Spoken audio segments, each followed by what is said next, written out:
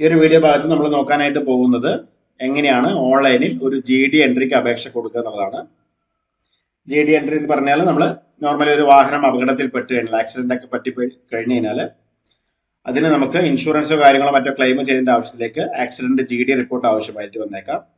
So അങ്ങനെയുള്ള സമയങ്ങളിൽ എങ്ങനെയാണ് ഓൺലൈനായിട്ട് തന്നെ GD അപേക്ഷയ്ക്ക് നമ്മൾ കൊടുക്കുക എന്നുള്ളതാണ് ഈ ഒരു വീഡിയോയിൽ നോക്കാനായിട്ട് പോകുന്നത്.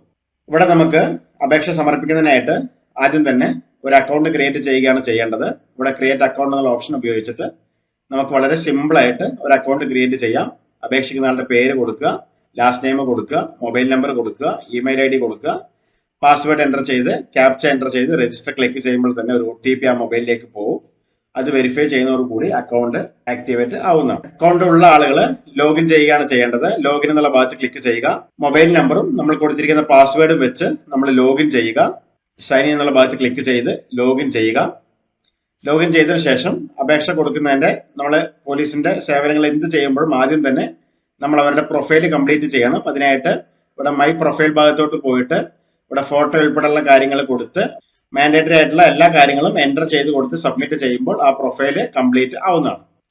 അങ്ങനെ പ്രൊഫൈൽ കംപ്ലീറ്റ് ആയതിനു ശേഷം നമ്മളിവിടെ രജിസ്റ്റർ എന്നുള്ള ഭാഗത്ത് ക്ലിക്ക് ചെയ്യുക. അതിനുശേഷം രജിസ്റ്റർ ആക്സിഡന്റ് GD എന്നുള്ള ഭാഗത്ത് ക്ലിക്ക് ചെയ്യുക. ഇവിടെ നമ്മുടെ അപേക്ഷകന്റെ പേര് കാര്യങ്ങളൊക്കെ ഇവിടെ കാണിച്ചിട്ടുണ്ടാവും. പ്രൊഫൈലിലെ പോലെ തന്നെ ആയിരിക്കും കാണിച്ചിട്ടുണ്ടാവുക. ഇനി പ്രൊഫൈലിലുള്ള ആളല്ല അപേക്ഷകനെങ്കിൽ നമുക്ക് ഇവിടെ നിന്ന് മാറ്റി കൊടുക്കാനുള്ള ഓപ്ഷൻ ഉണ്ട്. നമുക്ക് മാറ്റി കൊടുക്കാവുന്നതാണ്. കംപ്ലീറ്റ് ഡീറ്റെയിൽസ് നമുക്ക് മാറ്റി കൊടുക്കാവുന്നതാണ്. അതിനുശേഷം ഇവിടെ ഐഡന്റിഫിക്കേഷൻ ഇൻഫർമേഷൻ എന്നുള്ള ഭാഗത്ത് ആഡ് ID ഡീറ്റെയിൽസ് എന്നുള്ള ഭാഗത്ത് നമ്മുടെ ID ഏതാണോ, ആധാർ കാർഡ് ആണെങ്കിൽ ആധാർ കാർഡ് ടൈപ്പ് ചെയ്ത് കൊടുക്കുക. അതിനുശേഷം ആ ഒരു ഫയൽ ഇതിലേക്ക് അപ്ലോഡ് ചെയ്ത് കൊടുക്കുക. അപ്ഡേറ്റ് എന്നുള്ള ഭാഗത്ത് ക്ലിക്ക് ചെയ്യുക. അതിനുശേഷം അഡ്രസ്സും കാര്യങ്ങളൊക്കെ നമ്മുടെ പ്രൊഫൈലിന്റെ ഭാഗത്തിനനുസരിച്ച് നമുക്ക് ഇവിടെ വന്നിട്ടുണ്ടാവും. ഇവിടെ സെയിം തന്നെ കൊടുക്കുക. നെക്സ്റ്റ് ഭാഗത്ത് ക്ലിക്ക് ചെയ്യുക. ഇപ്പൊ നമുക്ക് അപേക്ഷ സംബന്ധിച്ചുള്ള വിവരങ്ങളാണ് നമ്മളിവിടെ ടൈപ്പ് ചെയ്ത് കൊടുക്കേണ്ടത്, അല്ലെങ്കിൽ ഇൻസിഡന്റ് അല്ലെങ്കിൽ ആക്സിഡന്റിനെ സംബന്ധിച്ചുള്ള വിവരങ്ങൾ.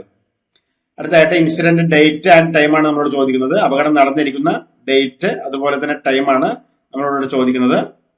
അപ്പൊ അത് കൃത്യമായിട്ട് ഇവിടെ രേഖപ്പെടുത്തി കൊടുക്കുക.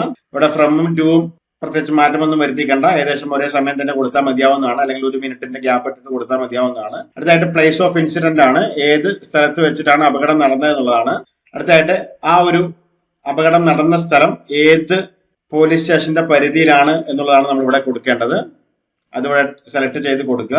അതിനുശേഷം നമ്മൾ ഒരു ഡിസ്ക്രിപ്ഷൻ ആണ്, ഏത് റോഡില് ഏത് വാഹനങ്ങൾ തമ്മിൽ എങ്ങനെയാണ് അപകടം നടന്നിരിക്കുന്നത് എന്നുള്ളതിനെ കുറിച്ച് ഒരു ചെറിയ സ്മോൾ ഡിസ്ക്രിപ്ഷൻ ഇവിടെ കൊടുക്കുക. അതിനുശേഷം നമ്മൾ ഇൻസിഡന്റിന്റെ ഫോട്ടോ ആണ് നമുക്ക് ഇതിലേക്ക് അപ്ലോഡ് ചെയ്ത് കൊടുക്കേണ്ടത്. അതിൽ ക്ലിക്ക് ചെയ്യുക. ഇവിടെ നമ്മൾ ഫോട്ടോ അപ്ലോഡ് ചെയ്ത് കൊടുക്കുക. ഫോട്ടോ അപ്ലോഡ് ചെയ്യുന്ന സമയത്ത് JPG-യിലായിരിക്കണം അല്ലെങ്കിൽ PNG-യിലായിരിക്കണം നമ്മൾ ഫയലുകൾ അപ്ലോഡ് ചെയ്യേണ്ടത്. പ്രത്യേകം ശ്രദ്ധിക്കുക. ഇവിടെ അറ്റാച്ച് ഫോട്ടോ എന്നുള്ള ഭാഗത്ത് ക്ലിക്ക് ചെയ്യുക.